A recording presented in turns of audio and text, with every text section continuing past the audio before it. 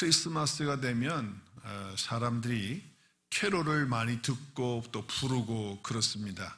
네, 여러분, 원래 이 캐롤이라고 하는 이 의미가 뭔지 아세요? 이 캐롤, 원래는 크리스마스 캐롤이 있고 또 다른 캐롤들도 있는데 우리는 그냥 캐롤 그러면 다 크리스마스 캐롤로 그렇게 생각을 합니다. 이 캐롤이라고 하는 원래 의미는 이렇게 동그랗게 원을 그려서 돌면서 같이 기쁘게 춤을 추며 노래한다라고 하는 그런 의미가 캐롤이라고 하는 의미예요. 근데 이 캐롤은 사실은 처음에 둥글게 이렇게 춤추면서 기쁨의 노래를 부르는 것이 다 캐롤이었는데 이제 이게 라틴어로 카로라라고 하는 거예요. 이제 이렇게 단어가 원래는 출발이 그렇게 됐어요. 그러다 이게 프랑스어로 카롤이라고 이렇게 발음을 했다가 이제 영어에서 캐롤로 이렇게 되어진 거죠.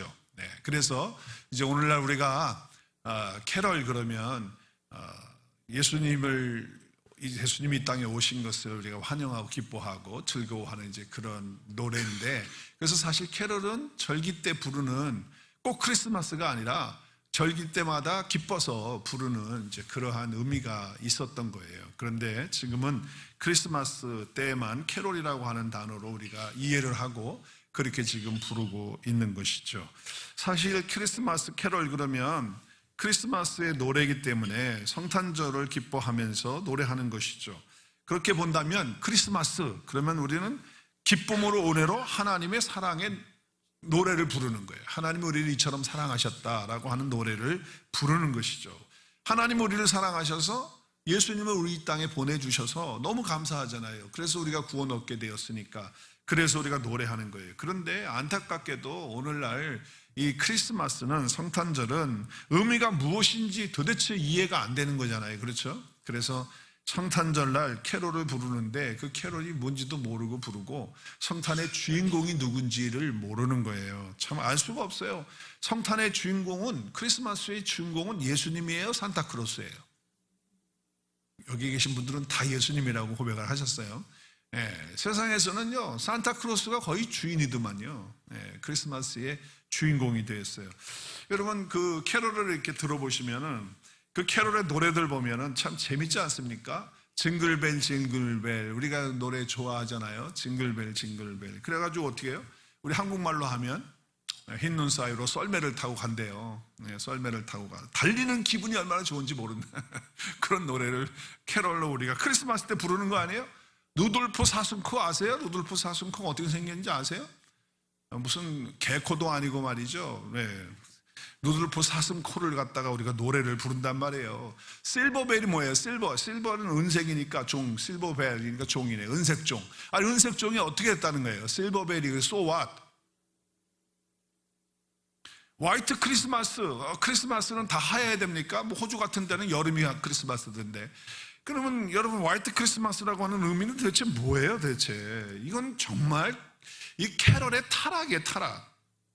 제가 볼 때는 노래 자체는 멋있죠.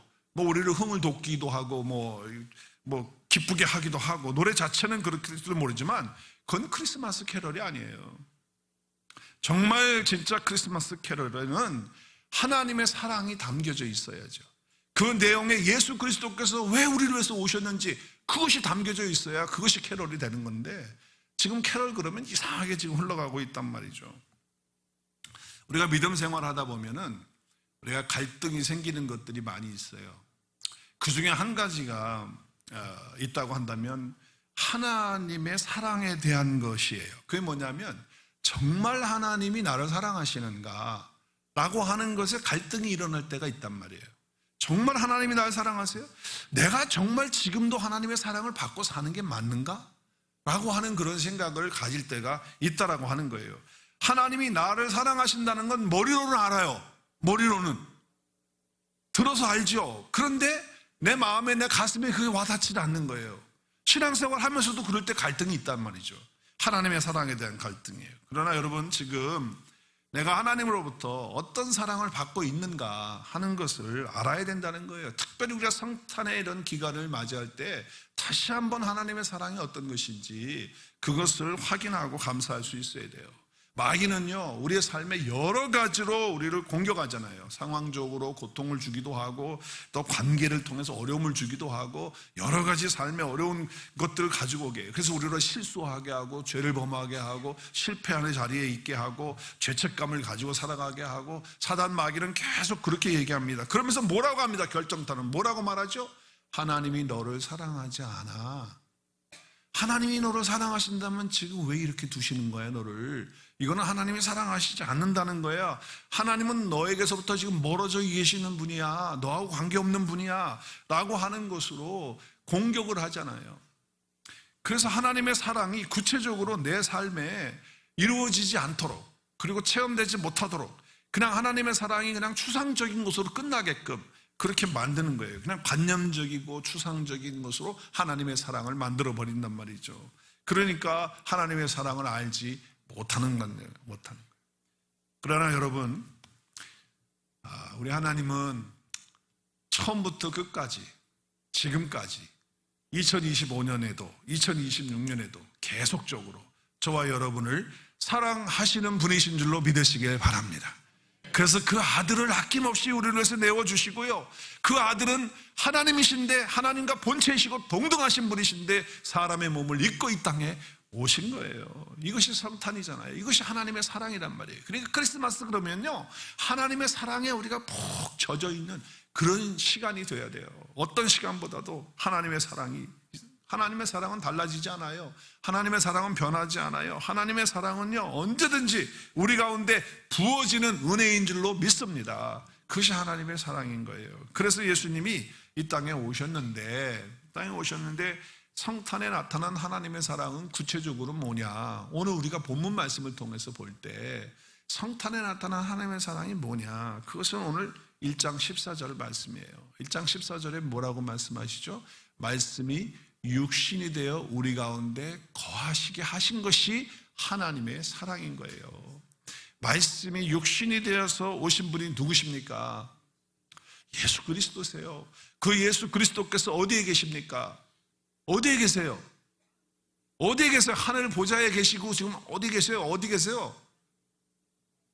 내 안에 나와 함께 거하시는 거예요. 그러니까 하나님의 사랑은 정말 어마어마한 사랑인 거예요. 그래서 그 영광을 보니까, 예수님의 인간의 몸을 입고 오신 그분을 보니까 하나님의 독생자의 영광이고 은혜와 진리가 그 안에 충만했다라고 하는 말씀을 하고 있잖아요. 여러분, 요한복음 1장 1절에 말씀에 보면 우리 같이 읽을까요? 시작. 태초에 말씀이 계시니라. 이 말씀이 하나님과 함께 계셨으니 이 말씀은 곧 누구세요? 누구? 하나님이시죠. 그러니까 말씀이 육신이 되어서 오신 분은 하나님이시에요. 말씀은 하나님이신데 그분이 육신이 되어서 오신 분이 바로 누구예요? 예수님이에요. 그러니까 예수님은 하나님이신 거예요. 예수님은 하나님이시라는 거예요. 그 하나님이 예수님이신데, 예수님이 말씀이신데 우리 가운데 거하시도록 해주셨다. 이것이 하나님의 사랑이라고 말씀하는 거예요.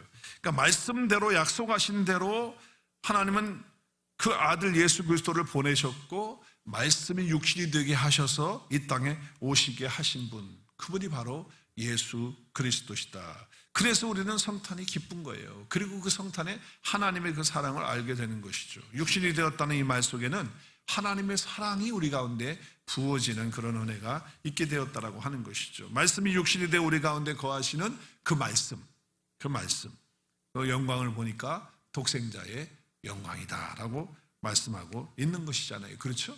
그래서 여기 그 말씀은 헬라어로 호로고스라고 하는 것인데, 이것은 태초부터 있었던 말씀이시고 하나님이시고 그리고 예수 그리스도를 말씀하고 있는 것이죠. 근데 그분은 은혜와 진리가 충만한 분이셨다라고 말씀하고 있어요. 은혜와 진리가 충만하신 분이다. 자, 그러면 은혜와 진리는 누구로부터 오는 거예요? 은혜와 진리는 누구로부터 오는 거죠?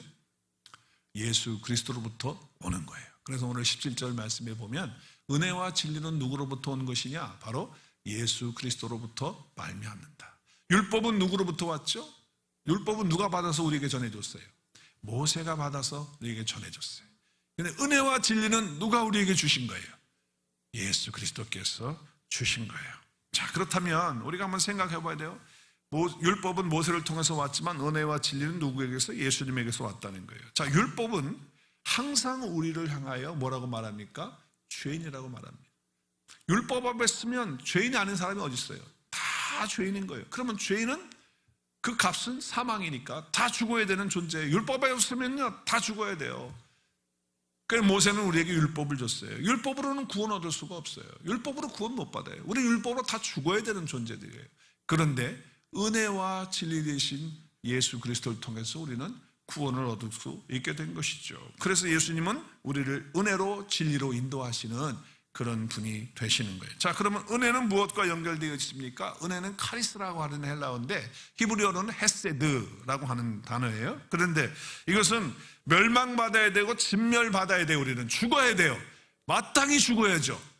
그런데 하나님의 그 인자하심, 그 헤세드, 그 카리스 때문에, 그 긍휼 때문에, 그것이 끊이지 않기 때문에, 무궁하기 때문에 우리는 진멸되지 않았다는 거예요.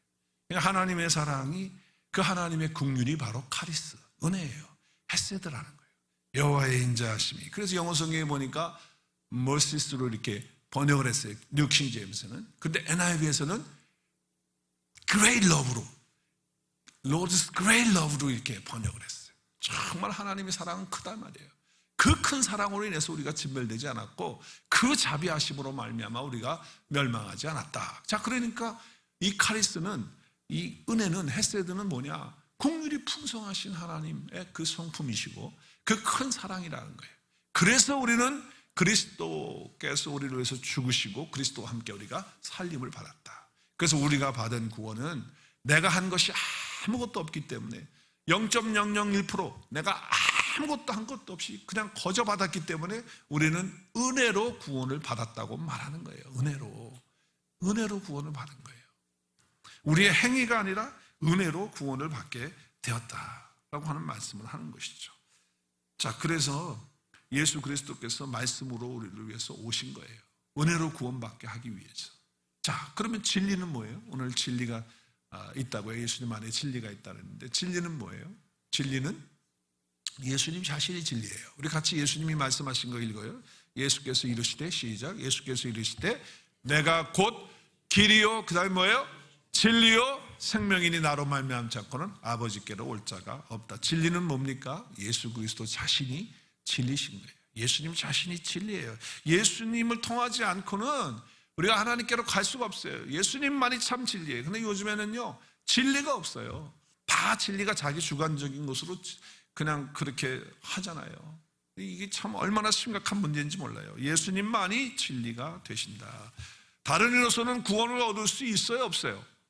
없어요. 오직 예수 그리스도를 통해서만, 진리 되신 그분을 통해서만 아버지께로 갈 수 있고 구원받을 수 있다는 거예요.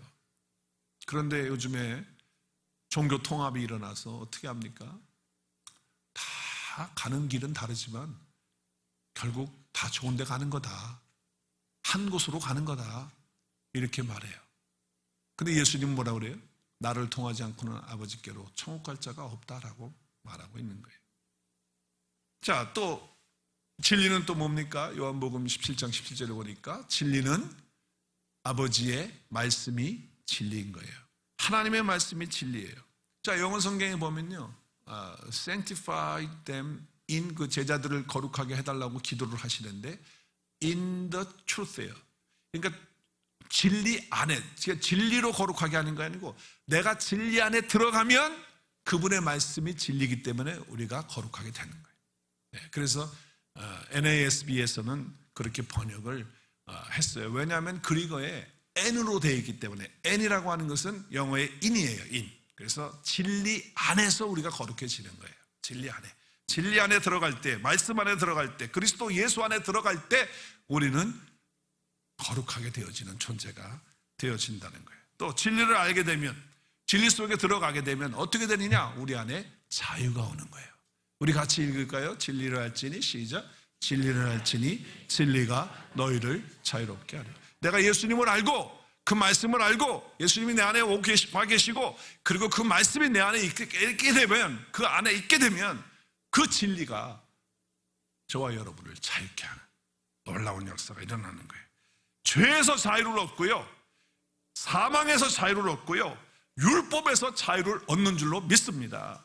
진리가 우리를 그렇게 만드는 거예요. 그래서 예수님 안에는 은혜와 진리가 충만하다라고 이렇게 말씀하고 있는 것이죠. 그래서 말씀이 육신으로 오신 분이 바로 예수 그리스도가 되시는 거예요. 그래서 그 안에 거하게 되면 우리는 은혜 안에 거하게 되고 진리 안에 거하게 되는 놀라운 축복을 받는 것이죠. 자, 그러면 예수님이 말씀으로 오셨다는 건 뭐예요? 말씀으로 오셨다는 거. 자, 말씀이 육신이 되어서 이 땅에 오셨다는데, 육신은 예수님의 몸을 입고, 예수님이 우리가 똑같은 몸을 입고 오신 거잖아요. 죄는 없으시지만 육신의 몸을 입고 모양을 가지고 오셨단 말이에요. 근데 그분은 말씀으로 오셨잖아. 그럼 예수님이 말씀으로 오셨다는 건 뭐냔 말이에요. 무슨 뜻이에요? 우리가 말씀을 믿을 때, 그 말씀을, 하나님의 말씀을 우리가 받아들일 때, 그리고 그 말씀을 우리의 양식으로 먹을 때 우리는 생명을 얻고 풍성히 누리는 놀라운 축복을 받게 된다는 거예요. 그래서 예수님이 태어나실 때 어디에서 태어나시죠? 장소가 어디예요? 서울이에요? 부산이에요? 로스앤젤레스? 아틀란타? 어디에서 태어나셨어요? 베들레헴. 베들레헴에서 태어나셨어요. 베들레헴. 근데 이 베들레헴에서 태어날 것에 대해서는 미가 선지자가 예언을 했어요. 베들레헴에서 태어난다. 그 에브라다라고 하는 그 이름을 가진 베들레헴에서 태어나는데, 그 유다 지역에서 가장 작은 마을 중에 작은 하나라는, 아주 작은 마을이, 시골이에요, 시골. 그런데 거기서 이스라엘을 다스릴 자가 나온다는 거예요. 그리고 그는 영원전부터 있는 자예요. 자, 영원전부터 있는 자는 누구를 말하는 거예요? 하나님을 말씀하시고 베들레헴에 태어나실 분은 누구예요? 네, 말씀으로 육신을 입고 오시는 예수 그리스도를 말하고 있는 것이죠. 자, 그래서 예수님은 예언대로 베들레헴이라고 하는 곳에 태어나셨어요. 그렇죠? 작은 도시에 태어난 거예요. 그런데 이 베들레헴이라고 하는 곳에서 왜 태어나셨냐? 물론 예언을 이루기 위해서 태어나셔야지만 했어요. 근데 왜 하필이면 베들레헴이에요? 왜 하필이면 베들레헴이냐? 왜 베들레헴의 이름 뜻 때문에 그래요? 베들레헴이라는 것은 히브리어로 베이틀레헴인데 단어가 두 개예요. 베이트라고 하는 것은 집이에요, 집. 그리고 레헴은 빵, 떡을 말해요. 그 두 개가 합쳐져서 베들레헴이 됐어요. 그러면 베들레헴을 합치면 무슨 뜻이에요? 빵집, 떡집이 되는 거예요. 빵집, 떡집이 되는 거예요. 그래서 예수님이 오셔야 되는 거예요.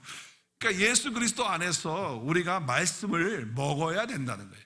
말씀을 먹지 않고는, 예수님을 먹지 않고는 우리가 살 수 없다는 것을 말씀하셨습니다. 그래서 예수님은 베들레헴에서 예언하신 대로 그 도시에서 출생을 하시게 된 거예요. 자, 그러면 예수님이 또 출생하실 때 있을 곳이 없었어요. 요셉하고 마리아가 예루살렘에 갔는데 사람이 너무 많아가지고 없는 거예요. 여관에 없어요, 여관이. 그래서 어떻게 했어요? 예수님이 어디 가서 출생을 하시죠?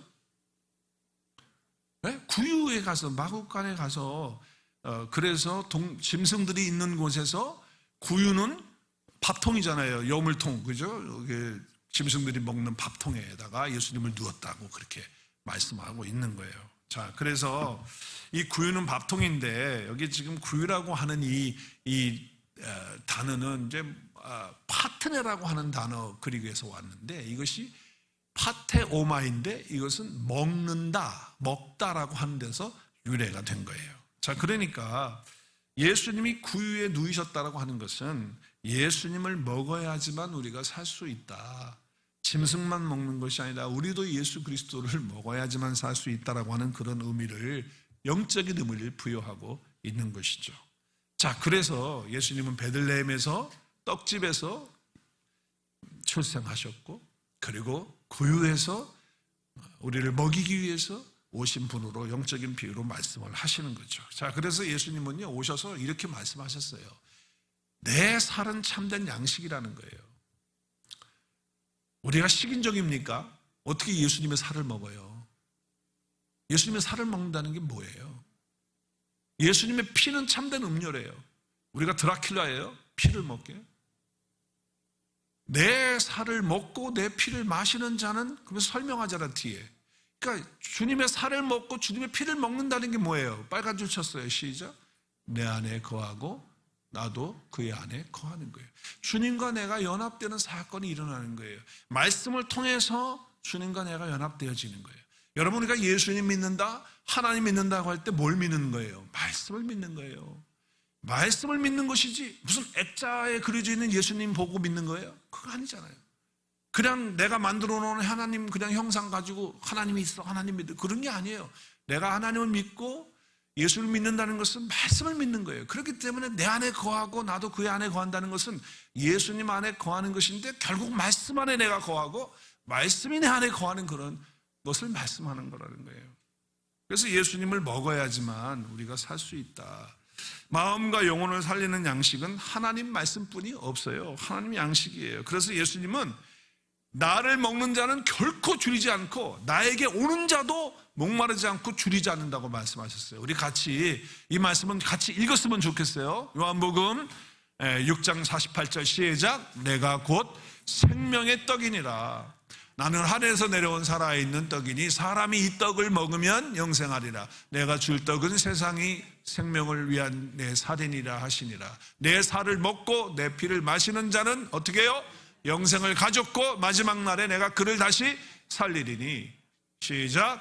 내 살은 참된 양식이요 내 피는 참된 음료라. 예수님이 말씀이 육신이 되어서 우리 가운데 오셨어요. 왜 오셨느냐? 말씀을 먹어야지만 우리가 살 수 있기 때문에 말씀이 되신 예수님이 육신을 입고 오신 거예요. 우리 가운데 거하시게 된 거란 말이에요. 그러니까 예수님을 먹으라는 말씀은 뭐예요? 말씀을 먹으라는 거예요. 말씀을 먹는다는 것은 뭐예요? 뭘 하라는 거예요? 뭘 하라는 거예요? 말씀을 우리가 어떻게 먹어요? 이 종이 찢어서 꼭꼭 씹어 먹을까요? 어떻게 먹어야 돼요? 말씀을 어떻게 먹어야 돼요? 따라하겠습니다. 듣고 읽고 공부하고 암송하고 묵상하는 것입니다. 네, 그렇게 말씀을 먹어야 되는 거예요. 그러면요 온전한 영의 양식이 되는 거예요. 세상에는요 많은 철학적인 그런 이야기도 있고요, 사상적인 이야기도 있고, 예술적인 이야기도 있고, 어떤 감동을 주는 말도 있고, 또 우리에게 감동을 주는 어떤 드라마 같은 그런 이야기들도 세상에 많아요. 그래서 우리 마음에 어느 정도의 양식이 될 수도 있을 수 있겠어요. 어느 정도는. 그렇지만 그건 결핍이에요. 완전한 양식은 오직 하나님 말씀밖에 없는 줄로 믿습니다. 저와 여러분을 살릴 수 있는 말씀, 그것이 바로 우리의 양식이시고, 그리고 그 말씀을 먹지 못하면 우리의 영은 굶주리게 되고 갈망 가운데서 헤매는 그런 삶을 살 수밖에 없다는 거예요. 그래서 아모스 선지자는 이렇게 말씀했어요. 주 여호와의 말씀이라. 보라 날이 이를지라. 내가 기근을 땅에 보내리니. 자, 빨간 글씨 같이 읽어요. 양식이 없어 주림이 아니며 물이 없어 가람이 아니요 여호와의 말씀을 듣지 못한 기갈이라. 여러분, 양식이라는 것은 육신적인 양식이 없어서 줄이는 게 아니라는 거예요. 우리가 마시는 이런 물, 그것이 없어서 목마름이 아니라 하나님의 말씀을 듣지 못해서 배고프고 기갈을 갖는다. 그러니까 오늘날도 설교가 얼마나 많이 나와 있고, 성경도 번역본이 얼마나 많이 나와 있고, 다 나와 있잖아요. 그럼에도 불구하고 듣질 않아요.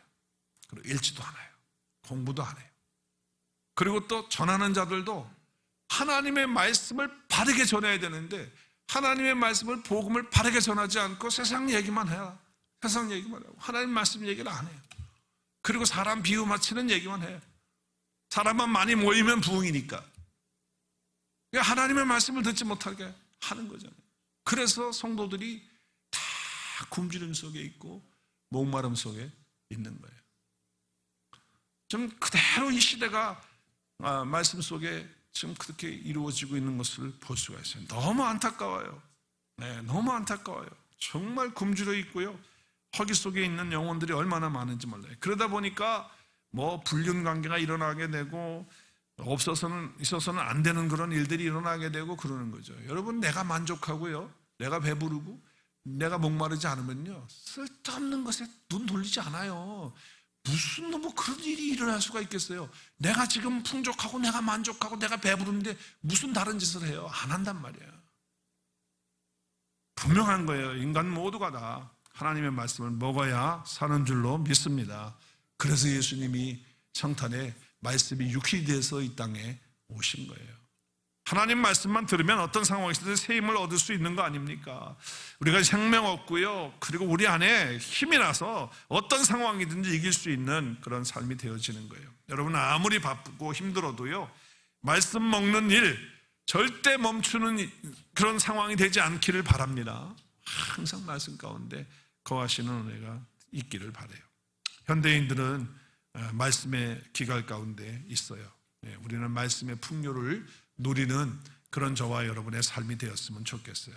예수님 자신은요, 자신을 소개하면서 이렇게 소개했어요. 어떻게 소개했습니까? 자기 자신을 소개하시면서 자기 선언을 했어요. 어떻게 선포하면서 선언했느냐? 우리 같이 선언을 들어봐야 돼요. 요한복음 6장 36절 큰 소리로 시작.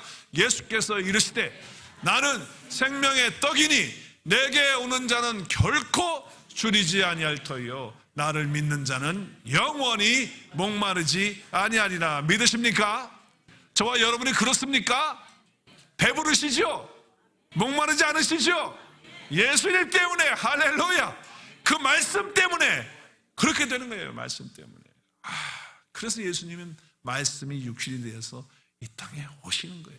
그래서 성탄의 의미는요, 너무너무 하나님의 사랑이 우리 가운데 부어지는 그런 시간이라는 것이에요. 생명의 떡이라고 말씀을 하시는 거예요. 하나님이 우리를 사랑하셔서 우리를 살리시고 풍성한 삶을 살도록 하기 위해서 예수님을 말씀으로 보내주신 줄로 믿습니다. 거기에 성탄의 의미가 있다라고 하는 거예요. 날마다 말씀 안에 거하고 말씀을 먹고 살아서 풍성함을 누리시고 진정한 성탄을 맞이하시고요, 더 나아가서 이제 다시 오시는 예수 그리스도, 그분을 기다리는 믿음으로 말씀 안에서 날마다 사시는 저와 여러분 될 수 있기를 주의 이름으로 축복합니다. 할렐루야. 메리 크리스마스 한번 인사할까요? 메리 크리스마스. 네, 감사합니다. 감사합니다. 우리 같이 기도하겠습니다.